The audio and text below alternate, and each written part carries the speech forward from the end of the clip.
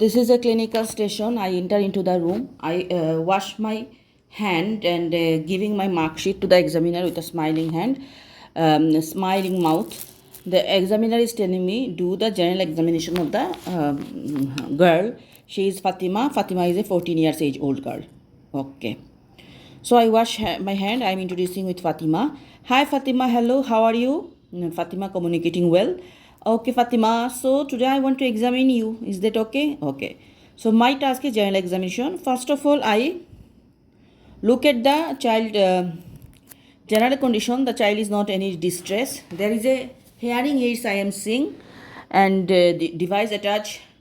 The child has some unusual features, dysmorphic features. I see that she has a large head, frontal basing, depressed nasal beach, mandibular prognathism, protuberance of the mandible, short. The child is short, and also if I notice, I have seen there is a VP shunt of the head. So that is I sitting. There is no distress present. Then I look at the neck. There is no any neck swelling. Then I tell, can you please stand for me? So she stand. Then I expose her. I tell her to expose, like wearing any socks or shoes. She remove that and stand. I look. I sit and look at the leg. That is, I find there is a bowing leg. Then I am going to the back. I find that there is a lordosis present and kyphosis present.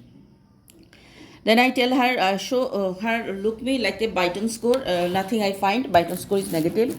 Then I tell her, can you please walk for me? Go the door and come back to me. The child going, walking and come back. I find there is waddling gait. Okay. Then I am measuring the child. I am telling her to stand behind the wall. So she stand, and then sitting height and standing height both I taken. I find that she is disproportionately short stature. Okay. Then I am telling her hand. I am inspecting her hand. I find there is trident hand. Then I am telling, can you please, symmetry I am checking. I find that is symmetrical, normal. Then put your hand beside you. I find that is the hand is not reaching the mid thigh. That is short hand. And cubitus valgus also checking. There is no cubitus valgus. Then I am telling to put your big finger to the shoulder. That is, I am showing her. That is, I find that is isomelic shortening. Then make a star, make a fist. I find make a star, make a fist. I find the trident hand. Okay. So after that, I am looking at the pulse, head circumference, eye, looking nose, and then I am telling, can you open your mouth? I find then teeth condition is not good, and child has there is, I find okay. So teeth malocclusions present and high arched palate I find. Then as usual the cardiac chest examination I do.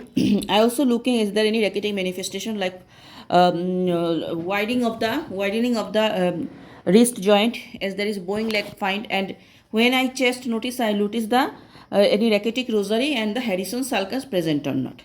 So I'd like to complete my examination by lower limb reflexes, maybe brisk reflex we find due to cervical cord compression, and hearing assessment. Okay. So today I examine Fatima. She is a 13 years age old girl.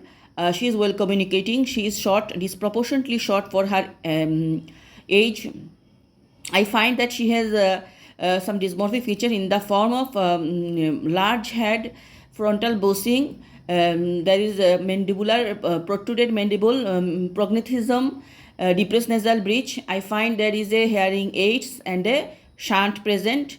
The child has a bowing leg and waddling gait. In back there is lumbar lordosis and kyphosis present. And child hand, I find that is trident hand. Hand is not reaching to the mid thigh, and there is rhizomelic short arm. So putting together, it is a case of skeletal dysplasia. My diagnosis is achondroplasia and the DD is hypochondroplasia. So how can I management? For management purpose, first I will take the history, revise the notes of the child. I will run some tests, genetic testing I will do. It is an autosomal dominant conditions. And I will do the bone test like vitamin D, calcium, phosphate, alkaline phosphatase and parathyroid hormone level. I will do the X-ray of the brain and spine because they have cervical cord compression, MRI of the brain and MRI of the spine I will do. And X-ray of the spine because they have scoliosis. I also do the echo, spirometry, geometry for short statures, and a formal hearing assessment I would like to do. Sleep study also we want to do. Examinations and management purpose involve the multidisciplinary team. First of all, geneticist, cardiologist, then lies with the school psychological support to the family and child, then physiotherapy, occupational therapist. These are I will involve. They ask some questions and I will give the advice of hypermobility advice, general advice I will give the child. What are the complications of achondroplasia they can ask? That can be spinal stenosis due to small foramen magnum and cord compression, spinal stenosis, pulmonary hypertension, obstructive sleep apnea, cor pulmonale. These are the complication can be occur. And next, children, if family history is positive, then autosomal dominant condition, there is 50% chance, and if family history is negative, that is 3%. Okay, and this is the management of achondroplasia.